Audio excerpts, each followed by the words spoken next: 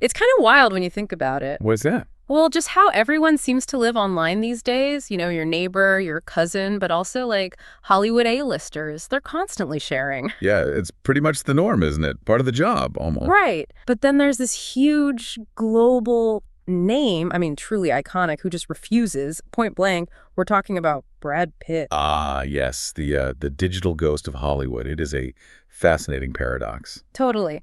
So that's what we're getting into today. Why Brad Pitt has so famously stayed away from social media. What does that choice tell us about how he handles fame? And crucially, the flip side of that coin, the real, sometimes pretty scary consequences his absence has for his fans. Exactly. We need to unpack how staying offline has actually made him, or rather his image, a magnet for some really nasty, sophisticated scams. And, you know, what does he do instead to connect? It's more than just, I don't like Instagram. It seems like a very deliberate strategy, right? With real-world effects on his image, but also, weirdly, on fan safety. You've hit it. It's a calculated stance. And he's been pretty clear about it for years. Remember back in 2019, the Once Upon a Time in Hollywood premiere? Oh, yeah, he was asked directly if he'd ever join Instagram. And he just said, never gonna happen. Bam. Pretty definitive. He elaborated, too. Said something like, life's pretty good without it. I don't see the point. Although, didn't he walk it back just a tiny bit? With a little humor? He did. He added, well, I never say never. Which, you know, adds a little nuance. But the core reason hasn't really changed, has it? It always comes back to privacy. Always. He likes his privacy. He said he's doing just fine without it, wants to keep it quiet. It's not like he just forgot to sign up. No, definitely a conscious choice. And it does put him in a pretty small club these days. A very rare breed in Hollywood, yeah. You think of who else is mostly offline. Sandra Bullock, George Clooney, Jennifer Aniston, Emma Stone, maybe. Right. Not many at that A-list level, especially when you compare them to, say, Julia Roberts or Will Smith, Jennifer Garner, Jake Gyllenhaal. They're all quite active. So Pitt's choice really stands out. But does that make him seem, I don't know, out of touch? Or does it work for him? Well, that's the fascinating question, isn't it? Is being constantly online the only way to be relevant? Or maybe, just maybe, holding back creates its own kind of power. How so? For Pitt, his absence, this scarcity in an age where everyone's oversharing, it actually seems to boost his appeal for some fans. Really? Like how? You see comments online praising his, quote, old school mentality. People saying they respect that he doesn't seem to likes to feel validated. Ah, so they contrast him with others they see as, what was the phrase, desperate attention seekers. Exactly that. So his silence, perhaps counterintuitively, builds this sense of mystery and allure, makes him seem enigmatic. Okay, but here's where that mystery gets, well, frankly, dangerous. Right, the dark side. This deliberate distance, staying offline, it's become fertile ground for impersonation scams. Awful ones. Targeting his fans specifically. Yes. So his firmness about not being on social media, it's not just about his own peace of mind. It's become a necessary warning. A protective shield, really. For himself and, importantly, for you if you're a fan. His team has had to put out statements again and again, right? Just reminding people. Constantly. As recently as September 2024, January 2025. Basically saying, look, he does not engage in direct messaging or personal outreach through social media. He's trying to hammer that message home. And it's so vital because the damage these scams cause is just immense, financially and emotionally. Let's talk about that specific case, the French woman, Anne. It's truly shocking. The $800,000 figure is staggering. And it wasn't just a quick scam, it was catfishing. Pure manipulation over time. How did it even start? Apparently, someone pretending to be Pitt's mother reached out first, saying something incredibly manipulative like, it's a woman like you that my son needs. Oh, that's awful, setting her up emotionally. Totally. And herself said she was not used to social media. She got drawn in.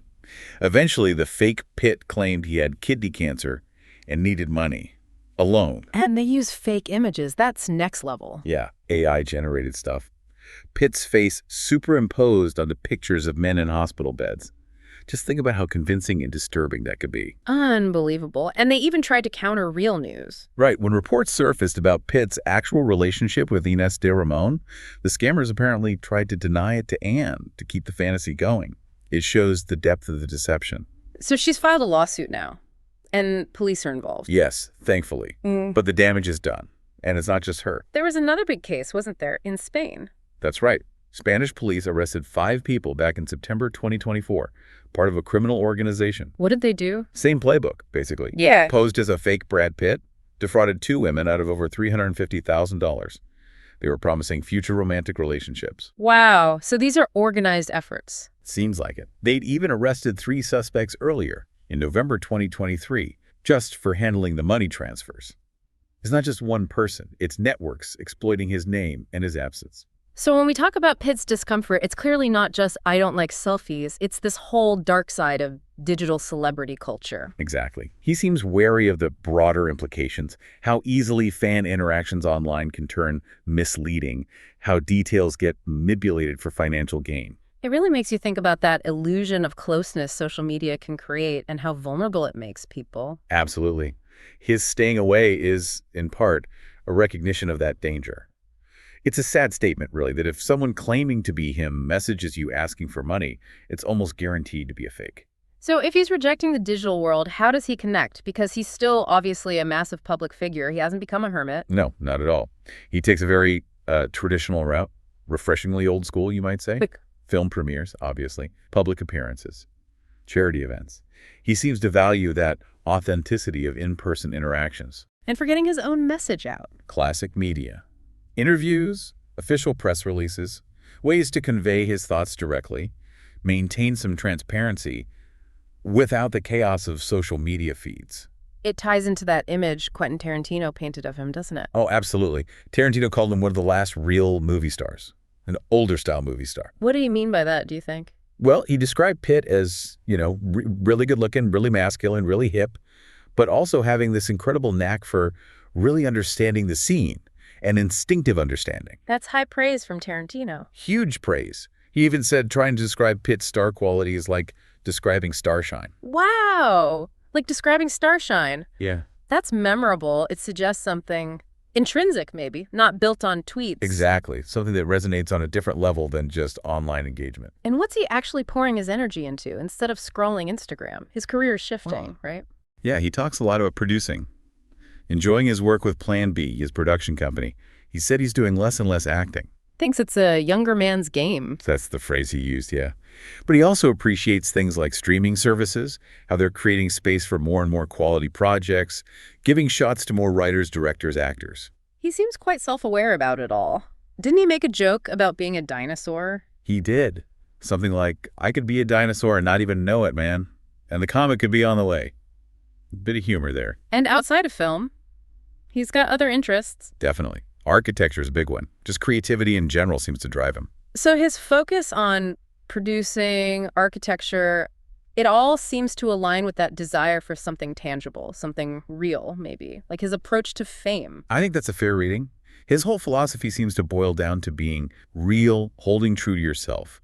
He's talked about being truthful, even if it makes you different from everyone else. And staying off social media is just part of that truth for him. It seems to be, yeah. It's about authenticity for him, apparently, over the constant performance of digital life, building a career and a life that feels genuine to him. So wrapping this up, Brad Pitt's decision to stay offline, it's clearly way more than just a personal whim. Oh, definitely. It's a statement about privacy, sure, but also about authenticity. And maybe most urgently now, it's a kind of unintentional defense mechanism against these horrible scams targeting fans. Scams that cost people huge amounts of money and emotional distress. Absolutely. His situation, his choice. It really forces you to think about celebrity today, doesn't it? About digital identity and how careful we all need to be online. That's the lingering thought, isn't it? What does his deliberate absence and the scams that exploit it tell us about our own relationship with the online world? How much is too much sharing? And maybe more importantly, how do we protect ourselves from being manipulated in this digital landscape? Heavy questions, but important ones. His case kind of holds up a mirror to our own online lives, I think. Yeah.